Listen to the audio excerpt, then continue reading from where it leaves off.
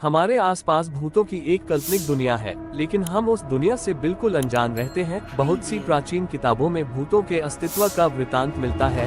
भूत का बच्चा, भूतिया बच्चा कहानी उन्हीं काल्पनिक घटनाओं से प्रेरित होकर लिखी गई है। एक छोटे से शहर में बिंदिया नाम की एक औरत रहती थी। वह शादीशुदा थी, लेकिन उसकी कोई औलाद नहीं थी। 3 बार उसका गर्भपात हो चुका था। वह बच्चे को पाने के लिए व्याकुल रहती थी, लेकिन हर बार उसकी गोद सूनी ही रह जाती थी। बिंदिया ने औलाद को पाने के लिए कई तरह के उपाय किए थे। इसके बावजूद उसके घर का आंगन बच्चों की किलकारियों के लिए सूना था। बिंदिया का पति एक मजदूर था और वह अपनी पत्नी से बहुत प्यार करता था। उसे भी अपने बच्चे की चाहत थी, लेकिन ऊपर वाले की मर्जी के बिना उसका ये सपना पूरा नहीं हो सकता था। बिंदिया चौथी बार फिर से गर्भवती होती है।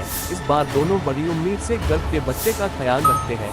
बिंदिया का पति उसके खाने पीने की बहुत सी चीजें लाकर रख देता है और कहता है कि इस बार तुम्हें अपने बच्चे को पूरा पोषण देना होगा, जिसके लिए तुम्हें मजबूती से खाना पीना होगा और अपना ध्यान भी रखना पड़ेगा। बिंदिया अपनी पति की बात सुनकर सर हिलाती है। दरअसल वह अंदर से टूट चुकी है। बच्चे को पाने की उसने अपनी सारी उम्मीदें खो दी है, लेकिन अपने पति के आत्मविश्वास को देखकर वह अपनी हिम्मत बढ़ाती है और तय करती है कि इस बार वह मां बनकर ही रहेगी। आधी रात होते ही बिंदिया के पेट में दर्द शुरू हो जाता है। अचानक बिंदिया के पति की नींद खुलती है और वह बिंदिया को अपनी गोद में लेटाकर हौसला देता है।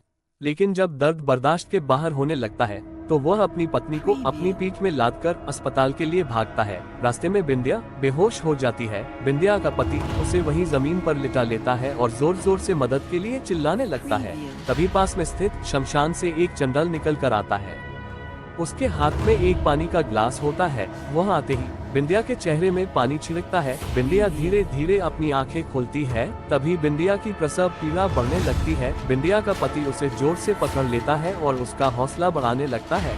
शमशान का चंडाल अपने कपड़ों से राख निकालकर बिंदिया के पेट में लगाता है, जिससे बिंदिया की तकलीफ शांत हो जाती है और कुछ ही पल में एक बच्चा पैदा होता है।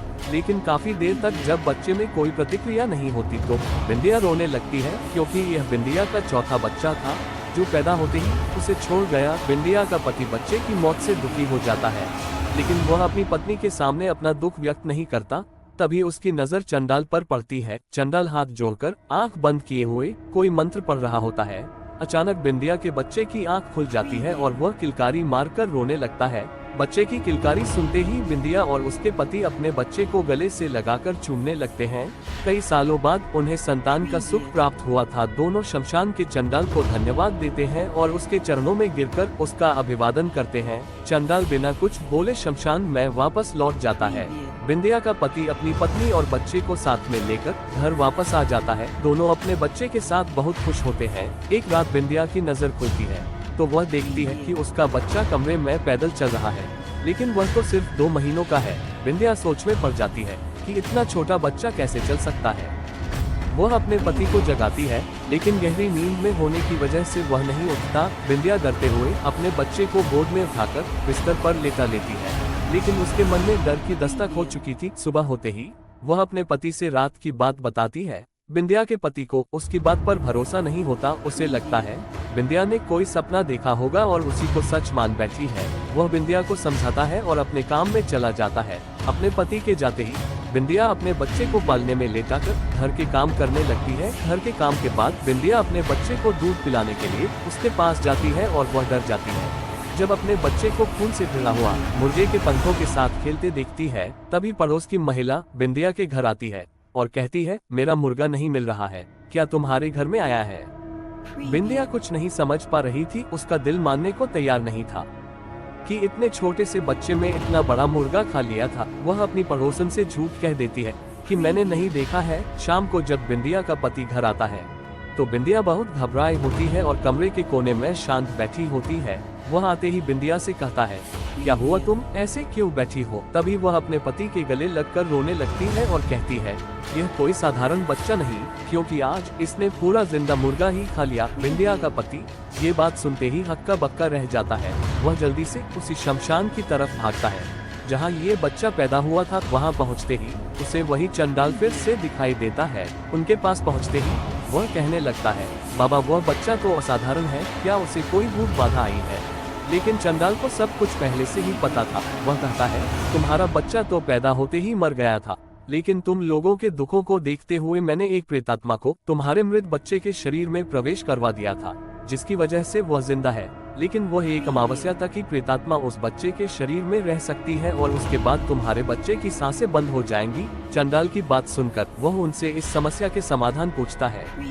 चंडाल बताता है कि ये तो तुम्हारे कष्टों की शुरुआत है। अगर वह बच्चा तुम्हारे घर में रहा तो हर दिन तुम्हारे घर में मौत का तांडव होगा, क्योंकि यह भूत का बच्चा है। लेकिन यदि बच्चे की माँ शमशान में सारी रात उस बच्चे के साथ भूतिया साधना करें तो तुम लोगों की जान बच सकती है। बिंदिया का पति अपने घर पहुंचकर अपनी पत्नी को सारी बात समझा देता है, लेकिन वह अपने बच्चे से जुदा नहीं होना चाहती। वह कहती है, जब तक मेरा बच्चा मेरे साथ है मैं उसे जानबूझकर अपने से अलग नहीं कर सकती, भले यह मेरी जान ही क्यों न ले ले।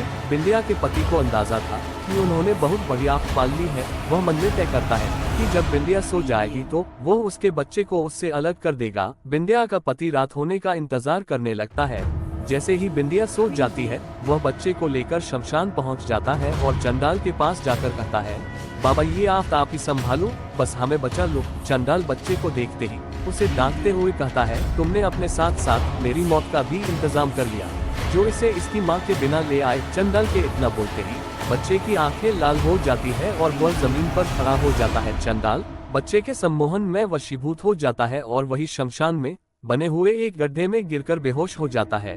बिंदिया का पति चंडाल की दुर्दशा देखकर डर जाता है और वहां से भागने लगता है, लेकिन एक अदृश्य ताक उसे पैरों से पकड़कर कई बार जमीन पर पटकती है, जिससे वह लहूलुहान हो जाता है और बच्चा उसे उसी गड्ढे में डाल देता है जिसमें चंडाल पहले से पड़ा हुआ है। दोनों के गड्ढे में जाते ही शमशान में जोरदार हवाएं चलने लगती है और मिट्टी उड़कर उसी गड्ढे में जाने लगती है और देखते ही देखते दोनों जिंदा ही दफन हो जाते हैं। यहाँ दूसरी तरफ जैसे ही बिंदिया की नींद खुलती है, उसका बच्चा उसके बगल में लेटे हुए मुस्कुरा रहा होता है, लेकिन बिंदिया के पति का कुछ पता नहीं चलता हुआ है। वह रात भर अपने पति का इंतजार करती रहती है और इसी के साथ कहानी का पहला भाग समाप्त हो जाता है।